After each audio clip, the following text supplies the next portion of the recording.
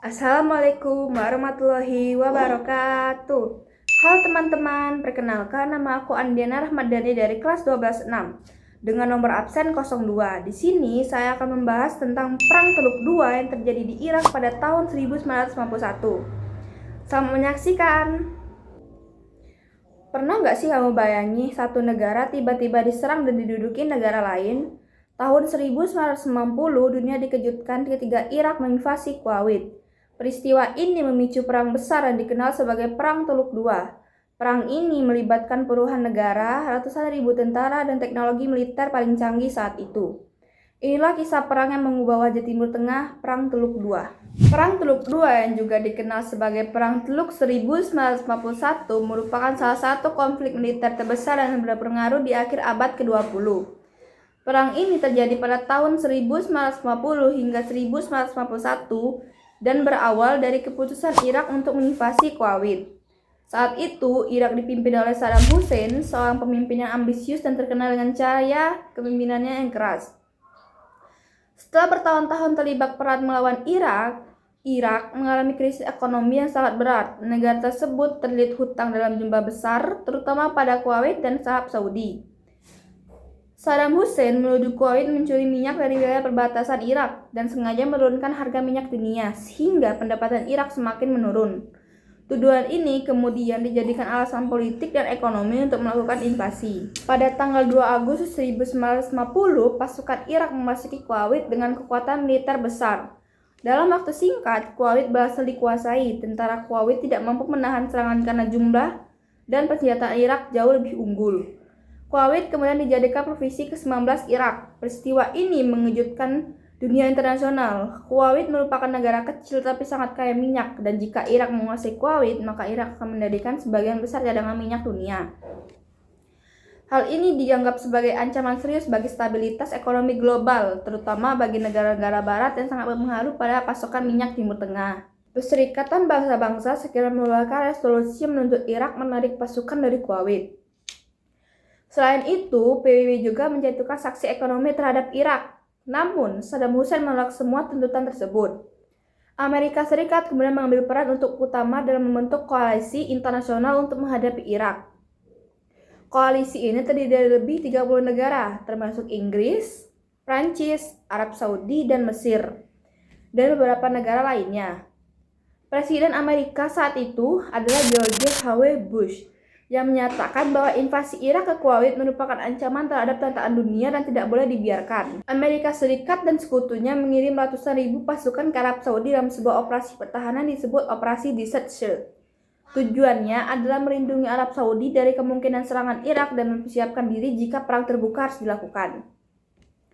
Setelah upaya diplomasi gagal dan Irak tetap menolak keluar dari Kuwait, koalisi internasional melancarkan serangan militer yang dikenal dengan nama Operation Desert Storm.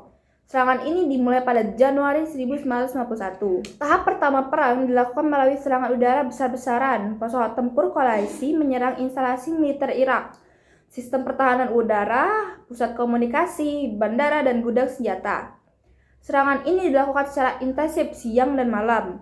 Dunia menyaksikan langsung peristiwa ini melalui siaran televisi, terutama gambar serangan malam hari di Baghdad yang dipenuhi cahaya ledakan. Perang Teluk II menjadi salah satu perang pertama yang diliput secara luas oleh media internasional dan disiarkan langsung ke seluruh dunia. Hal ini membuat masyarakat global dapat melihat secara nyata bagaimana perang modern berlangsung. Serangan udara ini bertujuan untuk melumpuhkan kekuatan militer Irak sebelum pasukan darat dikerahkan. Setelah berminggu-minggu pemboman, pertahanan Irak melemah secara signifikan. Banyak peralatan militer hancur dan komunikasi antar pasukan terganggu. Setelah itu, koalisi melancarkan serangan darat dari wilayah Arab Saudi menuju Kuwait dan Irak Selatan. Pasukan koalisi bergerak dengan cepat dan terorganisir. Tentara Irak yang sudah kelelahan dan kekurangan logistik tidak mampu memberikan perlawanan berarti. Dalam waktu singkat, sekitar 100 jam, pasukan koalisi berhasil membebaskan Kuwait dan memukul mundur tentara Irak. Kuwait akhirnya kembali merdeka setelah diduduki Irak selama beberapa bulan. Namun, sebelum mundur, pasukan Irak membakar ratusan sumur minyak di Kuwait. Api dari sumur minyak tersebut menyala selama berbulan-bulan, menghasilkan asap hitam pekat yang menutupi langit dan mencemari udara. Peristiwa ini menyebabkan kerusakan lingkungan yang sangat parah, hewan-hewan mati, tanaman rusak, dan kualitas udara menurun drastis. Kebakaran sumur minyak Kuwait menjadi salah satu simbol kehancuran akibat perang, dan menunjukkan bahwa dampak perang tidak hanya dirasakan manusia tetapi juga alam. Meskipun Irak kalah dalam perang, Saddam Hussein tetap berkuasa sebagai presiden. Namun, Irak dikenai sanksi ekonomi berat oleh PBB. Sanksi ini membatasi perdagangan Irak dengan dunia luar dan menyebabkan krisis kemanusiaan di dalam negeri. Banyak rakyat Irak mengalami kekurangan makanan, obat-obatan, dan kebutuhan dasar lainnya. Infrastruktur seperti listrik, air bersih, dan rumah sakit rusak akibat perang dan sulit diperbaiki karena keterbatasan ekonomi. Kondisi ini membuat kehidupan rakyat Irak semakin menderita, meskipun mereka bukan pihak yang memutuskan terjadinya perang. Bagi Kuwait, perang ini juga meninggalkan luka mendalam. Kota-kota rusak, fasilitas umum hancur, dan perekonomian terganggu.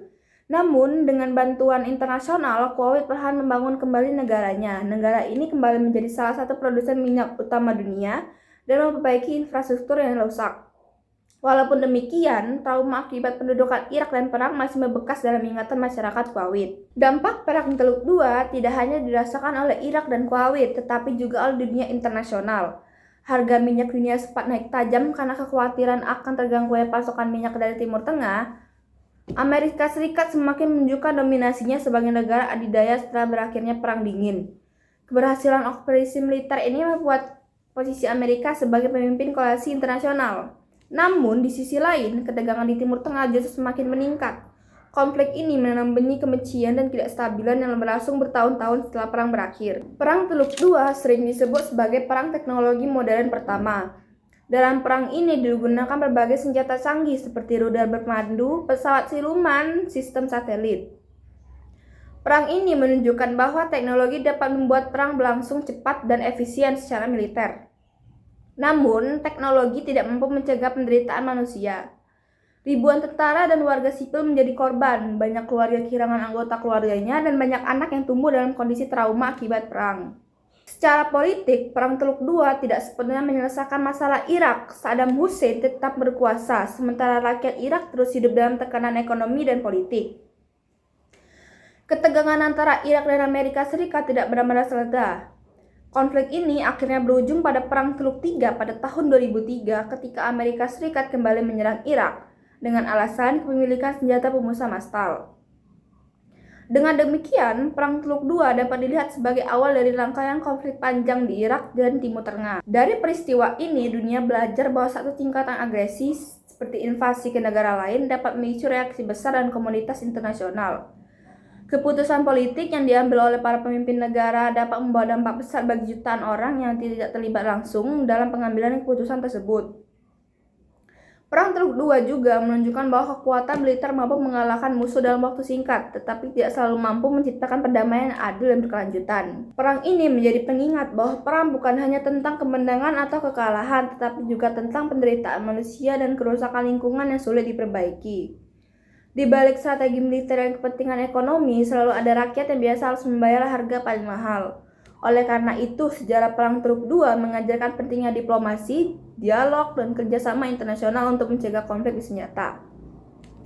Semoga peristiwa ini menjadi pengingat bahwa generasi sekarang dan masa depan bahwa kekerasan bukanlah solusi utama dan bahwa setiap keputusan politik selalu membawa konsekuensi besar bagi kehidupan manusia. Demikianlah pembahasan tentang Perang Teluk II. Semoga penjelasan ini dapat menambah wawasan kita tentang pentingnya menjaga perdamaian dan menghindari konflik bersenjata. Terima kasih telah menyimak dan mendengarkan video ini sampai selesai. Saya akhiri, wabillahi taufiq wa hidayah. Wassalamualaikum warahmatullahi wabarakatuh.